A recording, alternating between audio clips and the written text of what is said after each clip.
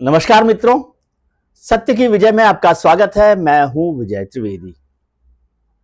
आपका बहुत शुक्रिया कि आप जिस तरह से हमारे वीडियोस देख रहे हैं, शेयर कर रहे हैं, लाइक कर रहे हैं, सब्सक्राइब करने के लिए अपने मित्रों परिजनों को कह रहे हैं, उसके लिए बहुत बहुत आभार।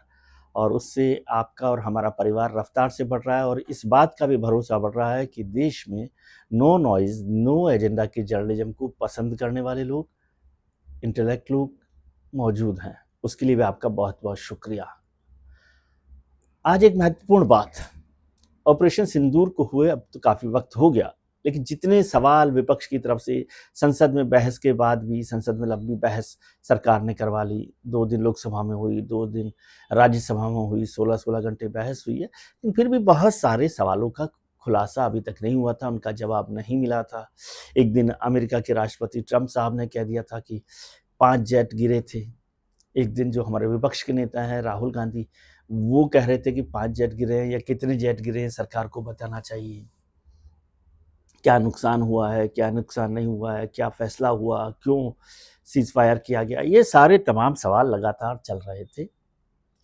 तो उसका जवाब जो हॉर्सेज माउथ कहना चाहिए, हॉर्सेज माउथ भी क्या, बिल्कुल साफ साफ तरीके से जो हमारे एयर चीफ मार्शल हैं, वायुसेना के अध्यक्ष हैं, उन्होंने दे दिया।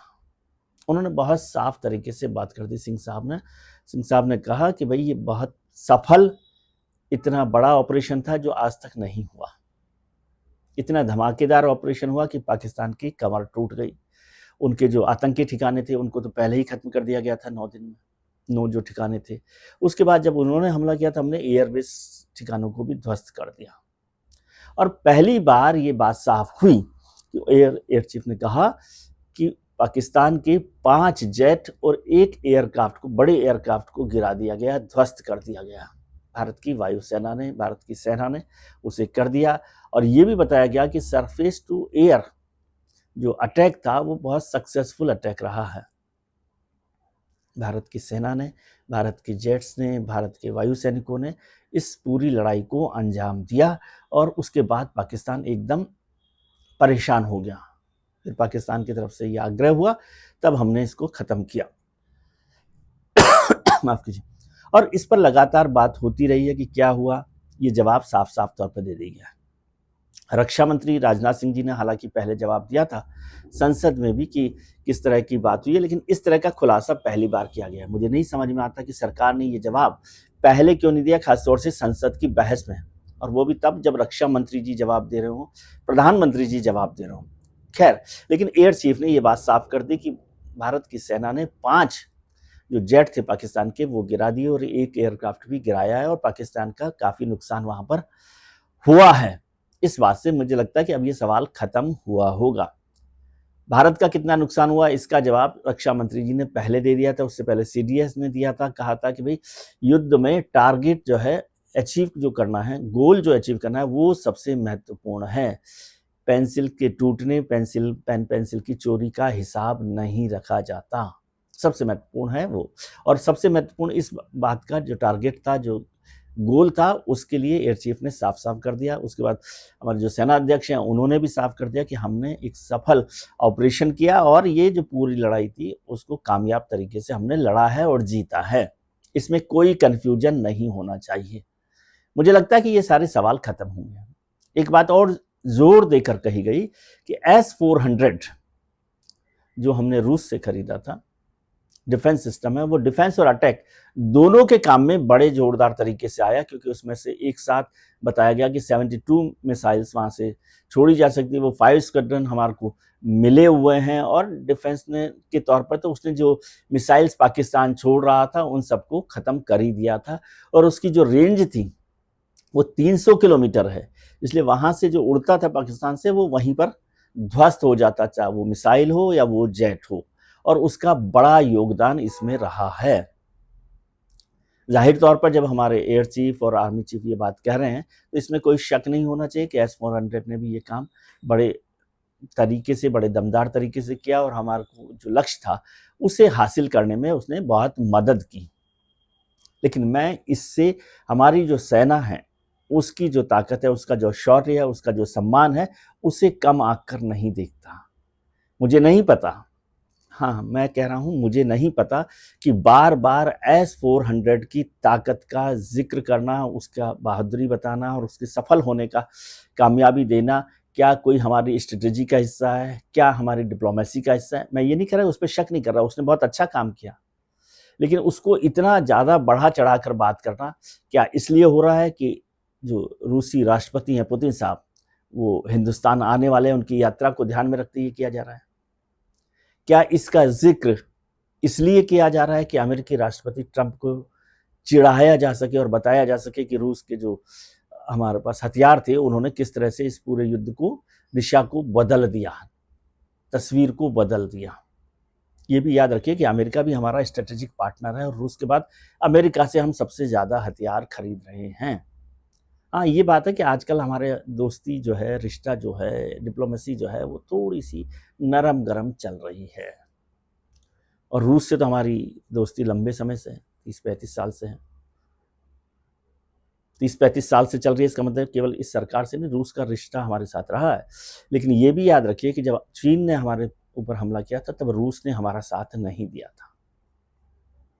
तो सब देश अपने-अपने, इसमें कोई दोस्ती, नुकसान, नाराज़ होने की बात नहीं है। सब देश अपने-अपने हिसाब से, अपने इंटरेस्ट से काम करते हैं। वो लगातार काम हो रहा है। अब हम एक नई रिलेशनशिप डिप्लोमेसी में जा रहे हैं।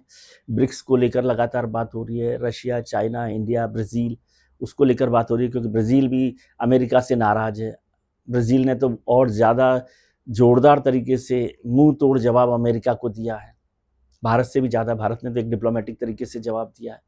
तो रशिया के साथ-साथ अब जो ब्राज़ील है, वो भी हमारे साथ दिखाई देता है, चाइना भी हमारे साथ दिखाई दे रहा है। चाइना के साथ हमारे रिश्ते अचानक बढ़ रहे हैं। मैं अचानक इसलिए बोल रहा हूँ क्योंकि अभी तक 4 दिन पहले तक हम उनको लाल आँखें दिखा रहे थे और अभी-अभी हमने कहा था कि वो छोटे आँखों वाले गणेश जी खरीदने की ज़रूरत नहीं है। लेकिन अब हमारे रिश्ते, विदेश मंत्री जी ने कहा कि हमारे रिश्ते मधुर हो रहे हैं। मुझे नहीं पता कैसे मधुर हो रहे हैं और क्या अचानक ऐसा हो गया बदलाव कि जिसमें हो रहा है। क्या उसका कारण ये है कि जो एससीओ की समिट हो रही है, उसमें प्रधानमंत्री जी को बुलाया गया है। प्रधानमंत्री जी वहाँ जा रहे हैं। चीन की तो मजबूरी है, चीन चाहता है कि भई उनकी एससीओ समिट हो रही है, चीन में हो रही है, तो कम से कम उसके समय तक माहौल अच्छा बना रहें, अच्छा रिश्ता बना रहे। और ये वैसे अच्छी बात है कि हमारा चीन के साथ भी रिश्ता अच्छा रहे। लेकिन पिछले लंबे समय से हमने ये अनुभव किया कि चीन के साथ रिश्ते जो हैं, बहुत ही उनके इंटरेस्ट के हिसाब से चलते हैं। और चीन को अच्छे रिश्ते भारत से रखना है, मैं इसको दूसरे तरीके से देखता हूँ, सामरिक के अलावा वाणिज्यिक दृष्टि से भी, कि हम $100 बिलियन का ट्रेड डेफिसिट के साथ उनके साथ बिज़नेस कर रहे हैं। मतलब उनका सामान इम्पोर्ट कर रहे हैं $100 बिलियन प्लस में। तो उन पर तो हम एहसान ही कर रहे हैं कायदे से, यदि मेरे को नहीं आती ज़्यादा भाषा, लेकिन ये हो रहा है। लेकिन चीन ने जो अब थोड़ा-सा नरमी दिखाई है, वो इस वजह से भी दिखाई होगी क्योंकि एससीओ समिट वहाँ पर हो रही है। अभी तो आपने देखा है, रक्षा मंत्रियों का सम्मेलन हुआ था एससीओ में, चीन ने किस तरह से बिहेव किया था। चीन ही उसमें आयोजक था, तो वो पहलगाम का ज़िक्र कर सकता था, लेकिन उन्होंने ज़िक्र नहीं किया। वो तो रक्षा मंत्री राजनाथ सिंह वहाँ थे, उन्होंने ठीक से दमदार तरीके से जवाब दिया और उस जॉइंट डिक्लेरेशन पर दस्तखत नहीं किए। विदेश मंत्रियों के सम्मेलन में मेरे ख्याल से कोई बात बहुत आगे नहीं बढ़ी, लेकिन कहा गया। और अब एक और एक्सरसाइज हो रही है कि हम भारत और चीन के बीच में जो फ्लाइट्स हैं, इंटरनेशनल फ्लाइट्स जो हैं, एयरवे को जो है खोलने की तैयारी कर रहे हैं। वो भी अच्छी बात है। जितने भी देशों से रिश्ते अच्छे हों, वो बेहतर बात है, इससे किसी का नुकसान नहीं होता। लेकिन दोस्ती परखने के लिए भी थोड़ा-सा वक़्त लगाना चाहिए, समझना चाहिए। क्या उनकी ज़रूरत है, क्या हमारी ज़रूरत है, क्या दोनों की ज़रूरत है? अगर दोनों की ज़रूरत होती है, तो भी अच्छी बात होती है। लेकिन पल में तोला, पल में माशा से डिप्लोमेसी चलती है कि नहीं चलती, मुझे नहीं समझ आता। मैं डिप्लोमेसी का विशेषज्ञ नहीं हूँ। तो अब क्या जो हम मल्टी अलाइन जो डिप्लोमेसी पर चल रहे हैं कि यूक्रेन के साथ भी हैं, रूस के साथ भी हैं, गल्फ़ के साथ भी हैं, और बहुत सारे लोग मित्र कह रहे हैं कि अमेरिका से जो टैरिफ डील जो होगी, उससे कोई नुकसान नहीं होने वाला है। अब ऐसे आँखें बंद करके रहने से तो कोई फ़ायदा नहीं है। अगर फ़ायदा नहीं है, नुकसान नहीं है, तो टैरिफ डील पर इतनी चिंता करने की ज़रूरत नहीं थी और अमेरिका के साथ इतना व्यापार करने की ज़रूरत नहीं। ये ठीक है कि हमारे गल्फ़ के साथ भी व्यापार अच्छा चल रहा है, यूरोपियन कंट्रीज़ के साथ भी चल रहा है, चीन के साथ भी चल रहा है, ऑस्ट्रेलिया के साथ भी चल रहा है, दुनिया भर के देशों से चल रहा है। हम 200 से ज़्यादा देशों के साथ जो है एक्सपोर्ट कर रहे हैं अपना सामान, और 100 से ज़्यादा, 125 से ज़्यादा देशों से इंपोर्ट कर रहे हैं। तो उस हिसाब से सारे देशों के साथ हमारे रिश्ते बेहतर रहें, ये समझने की बात है, और ये अच्छी बात हो सकती है। लेकिन 3-4 बातें हो गई, ये पूरी कहानी अब एयर चीफ ने साफ कर दी है। हालांकि मैं समझता था कि लोकसभा में या राज्यसभा में या संसद में सरकार को इस पूरी कहानी को साफ रखना चाहिए था। एक और बात कही एयर चीफ ने, उनका कि हमें हाथ खुले दिए गए थे, कोई बात हाथ नहीं बांधे गए थे, जिसकी चर्चा पहले हो रही थी। किसी तरह के हाथ नहीं बांधे गए थे, और ये समझ में आती है बात कि हिंदुस्तान में आर्मी को पॉलिटिकल लीडरशिप केवल अपना गोल बताती है, और जो रेस्ट्रिक्शंस हैं वो बताती है कि हमें कहाँ तक पहुँचना है और क्या लक्ष्य है, उसे एग्जीक्यूट कैसे करना है, ये काम हमारे सेना के अधिकारियों का होता है। तो उस पर सारा काम हुआ होगा। लेकिन एक और बात उन्होंने बारीकी से कही कि सीज फायर का फैसला हायर लेवल पर किया गया था। डीजीएमओ ने कहा था, लेकिन फैसला हायर लेवल पर किया गया था। इसमें कोई वैसे बहुत बड़ा खुलासा नहीं है, क्योंकि हिंदुस्तान में जो सिस्टम है उसमें हायर लेवल पर ही ये फैसला हो सकता है कि युद्ध का जो सीज फायर है वो कैसे किया जाए। बस सवाल जो कुछ लोगों के हैं, विपक्षी लोगों के, वो ये है कि ये बात तो सरकार साफ कर सकती थी, ये कोई आरोप नहीं है। भारत में प्रधानमंत्री, रक्षा मंत्री या जो राजनीतिक नेतृत्व है वही तय करेगा कि हमें युद्ध के मैदान में कैसे लड़ना है, कहाँ तक जाना है, कब सीज फायर करना है, कब युद्ध को आगे बढ़ाना है। 99 के बाद तो हमने ऑपरेशन पराक्रम करके सेनाओं को बॉर्डर तक भेज दिया था, लेकिन फिर हमने लड़ाई नहीं लड़ी, तो वो भी पॉलिटिकल फैसला था। सरकार ने इस बात की जिम्मेदारी को क्यों खुलासा नहीं किया, ये जवाब सरकार दे सकती है कि जो हायर लेवल पर, ये एयर चीफ ने भी साफ साफ तौर पर कहा है कि हायर लेवल पर सीज फायर का फैसला किया गया। मुझे लगता है इस पूरी कहानी को जिस तरह से बताया गया है, एयर चीफ ने जिस तरह से पूरी डिटेल में बताया कि किस तरह से ऑपरेशन हुआ, किन किन हथियारों का इस्तेमाल किया गया, किसका नुकसान पाकिस्तान का किया गया, कितने एयरबेस का नुकसान किया गया, कितने जेट का नुकसान किया गया, उन सब से इन सारे सवालों पर अब जवाब मिल गया है, तो ये सवाल अब खत्म हो जाने चाहिए। और एक बार फिर भारत के सेना के शौर्य और सम्मान की हमें तारीफ करनी चाहिए, उसका हौसला बुलंद रखना चाहिए, और कोई ऐसा सवाल बेवजह खड़ा नहीं करना चाहिए जिससे सेना की ताकत पर, सेना की क्षमता पर असर पड़े।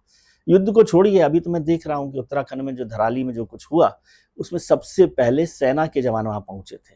और अभी रात की खबर आई है अच्छी कि वहाँ पर जो पुल टूट गया था, जिसकी वजह से वहाँ पर रास्ता रुक गया है, आवागमन रुका हुआ था, उसे सेना ने तुरंत में बना दिया। 15 मिनट में उस दिन सेना पहुंच गई थी। एसडीआरएफ तो 2 दिन शायद नहीं पहुंची, लेकिन जो भी एसडीआरएफ ने भी काम किया, एनडीआरएफ ने भी काम किया, लेकिन सेना वहां से, हर्षिल से, कैंप से 15 मिनट में धराली पहुंच गई थी, और उसने अपना काम शुरू कर दिया था किसी के भी शुरू होने से पहले। और कल रात को उन्होंने उस पुल को बना दिया जिससे धराली और दूसरे जो जगह थे हिंदुस्तान के दूसरे हिस्से से उसका जो रास्ता टूटा हुआ था, कनेक्ट टूटा हुआ था, आवागमन रुका हुआ था, वो सब भी चालू हो गया। तो सेना सिर्फ युद्ध काल में ही अपना बेहतर प्रदर्शन नहीं कर रही, शांति काल में भी, और जो देश के अंदर संकट काल होते हैं उसमें भी सेना का प्रदर्शन बेहतरीन होता है। इस बात को भी हमेशा ध्यान रखना चाहिए। राजनीति तो चलती रहती है, सवाल भी आप पूछ सकते हैं, सरकार से सवाल पूछते रहिए, सरकार से बात करते रहिए, चाहे वो ऑपरेशन सिंदूर हो, एससीओ की बैठक हो, भारत अमेरिका के रिश्ते हों, ब्रिक्स के रिश्ते हों, मल्टी अलाइन पॉलिसी हो, विदेश नीति में नए नए बदलाव हों, कब लाल आंखें ब्लू आइड हो जाएं, ये सारे सवाल किए जा सकते हैं। आज के लिए इतना ही। आप अपना ख्याल रखिए और उनका ख्याल रखिए जो आपका ख्याल रखते हैं। अपने मित्रों, परिजनों, रिश्तेदारों के साथ खुश रहिए, मस्त रहिए, व्यस्त रहिए, स्वस्थ रहिए। नमस्कार, प्रणाम, आभार।